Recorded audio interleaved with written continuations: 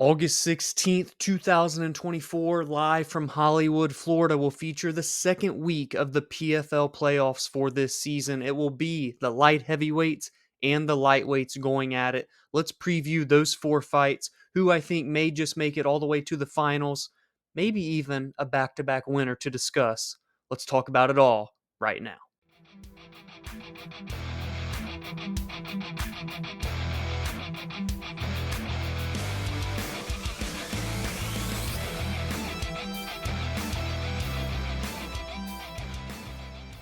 So first, let's jump into the light heavyweight division, where we'll see the number 1 seed Impa Kasanganay going up against the 4 seed Josh Silveira and the 2 seed Rob Wilkinson taking on the number 3 seed Dovletdzhan Yagshimuradov. The number 1 seed Impa Kasanganay will look to go back-to-back, as he was the 2023 light heavyweight champion as well for the PFL. Will he do it here again in 2024? To do so, he'll first have to go through Josh Silveira. And it's funny because in order to be the champion last year, Impa had to beat Josh Silveira in the championship fight. He did just that over the course of a 25-minute decision. Now they will face each other again, but this time to get their spot into that $1 million final. And unlike some of the other fighters throughout the regular seasons for the PFL, Impa has actually already fought 3 times instead of 2, because let us not forget, he fought at the very first PFL Super Fight card, PFL versus Bellator, champion versus champions, back in February. He had a very, very good and close fight over the course of 3 rounds that went to a split decision against the undefeated middleweight champion for Bellator, Johnny Eblen. But as for the season itself in the light heavyweight division, Impa has made easy work with a first-round finish over Alex Pelosi and a second-round stoppage, due to a doctor stoppage, I should say, over Jacob Nadeau. That was in June. Impa fought 5 times for the PFL in 2023 because he was a Challenger Series veteran of the show, kind of the Dana White Contender Series version for the PFL. That's how he got his contract to the Professional Fighters League. Now here, he's looking to go back-to-back in terms of being a champion and fight 5 times once more to complete this journey and become a 2-time $2 million winner in the PFL. It has been such an amazing story to see Impa go from his rise and fall in his quick tenure with the UFC, now here in the PFL, thriving, a millionaire,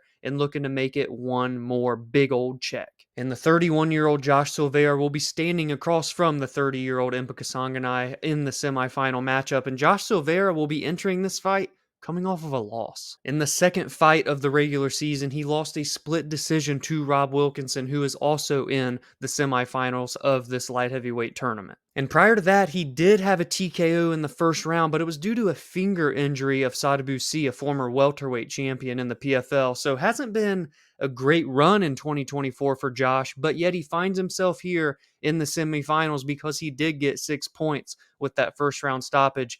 Can he get revenge over Impa Kasanganay and earn his spot into the PFL championships? Because as like Impa, Josh is also a Challenger Series veteran, a staple of that show, of that product. He did it in 2022, earned his way into the PFL, had a good season last year, obviously fought his way to the championship, and before he fell short here, can he put it all together as a 13-3 fighter with a whole lot of finishes, fighting from American Top Team?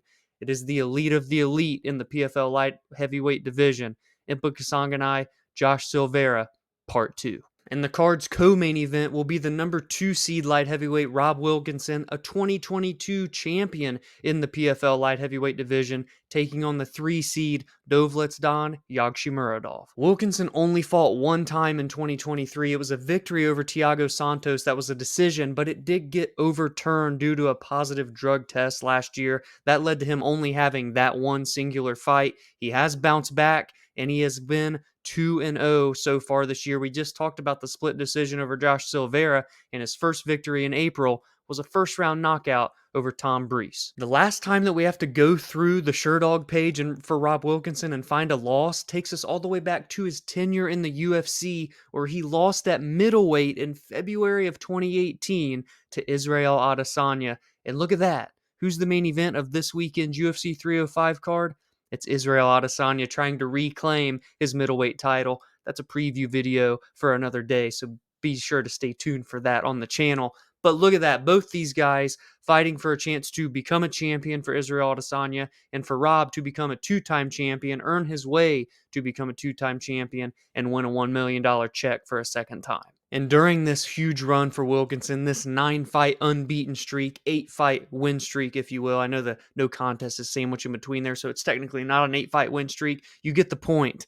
Of those 8 victories, 7 of them are via stoppage, and he typically wastes no time. He's strong, he's dangerous, and he is powerful. Will that be enough to stop Dovletdzhan Yagshimuradov? Dovletdzhan is on a 5-fight win streak himself, having not lost since October of 2021 back in Bellator. He is a seasoned Bellator veteran. During this win streak, he has 2 finishes, 3 wins in the Bellator cage, and 2 wins in the 2024 PFL season. First back in April was a first-round finish over Jacob Nadeau, and in June, he got a decision victory over Simon Bion. Yagshimuradov is 23-7 with 17 finishes, and 5 of his 7 losses have come by way of stoppage. Pair that with the violence that Rob Wilkinson fights with, someone's going to be put away in this semifinal matchup, and the winner will face either Impa Kasanganay or Josh Silveira. And now we will jump from the light heavyweights to the lightweights, where we will have the number 1 seed Brent Primus and Bellator veteran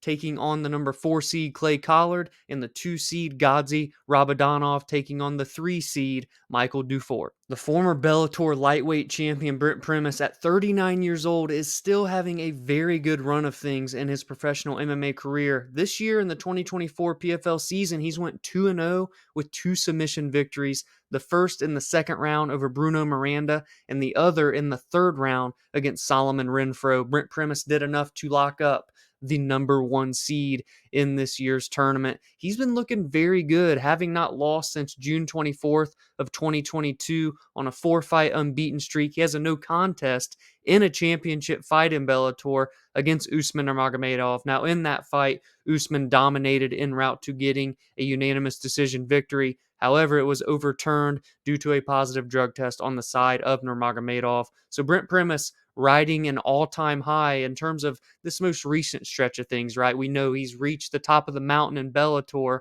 Now can he do it in the PFL? He will be taking on the 31-year-old Cassius Clay Collard, who is probably the most exciting fighter in the PFL on the PFL's roster. 25 victories, 13 defeats. The guy has been in a ton of wars, but lost 3 of his last 4 fights, but it hasn't steered him away from making it to the PFL semifinals. That is because he got a second-round stoppage over Patricky Pitbull in his first matchup of the year back in April. However, he lost his second matchup against Bellator vet Mads Burnell via decision in June. And like Impa Kasanganay, Cassius Clay Collard also fought on that inaugural PFL Super Fight card versus Bellator back in February. We saw him get submitted in a little over 1 minute against AJ McKee, former Bellator champion. And in 2023, Clay Collard put together quite an amazing run, racking up victories over Shane Burgos and Stevie Ray en route to making the championships, but he did lose to Olivier Aubin-Mercier,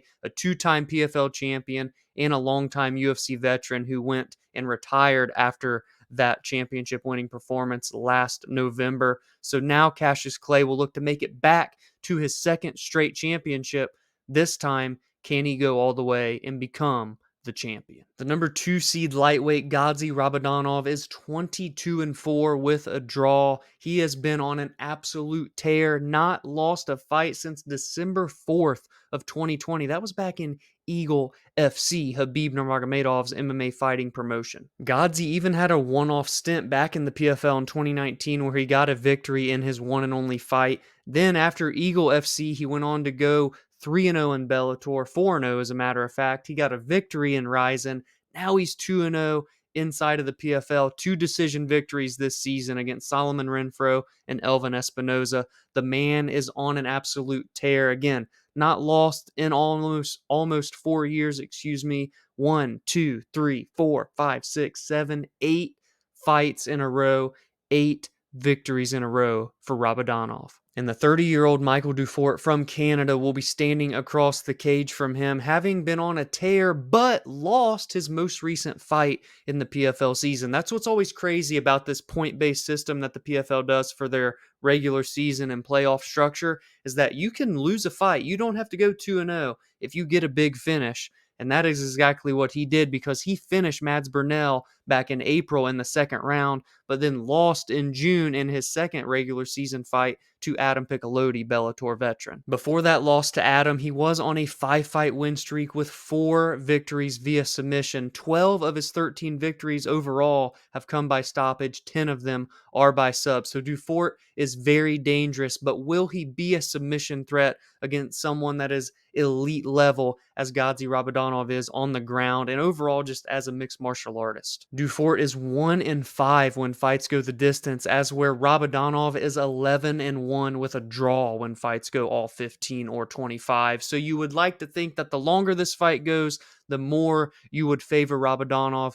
Can Dufort get Rabadanov out of there early? Because Gadzhi has been finished in 3 of his 4 losses. So let me know all of your predictions for this second week of the 2024 PFL playoffs in the comments below. Who's going to make it in the light heavyweight division? Who's going to make it in the lightweight division? And if you're feeling frisky, tell me who you think the entire champion is going to be for each weight class. Will Impa go back to back? Will Clay Collard finally reach the mountaintop of the PFL, and everything else in between? Give me all your thoughts, predictions, and bets below. If you enjoyed this breakdown, please be sure to drop a like and subscribe to the channel if you are new. Every single week, I will preview and break down the biggest storylines and what is at stake heading into every big MMA fight. I recap the most meaningful results every single week as well, and give my thoughts and opinions on MMA news and fight announcements. Be sure to join the community on social media at the BAJ MMA, and you can follow on your favorite audio listening platforms such as Spotify and Apple. Podcast episodes released there every Friday and Monday. Have a great rest of your week. Enjoy the fights this weekend because we got a whole lot of them, and I'll see you in the next video.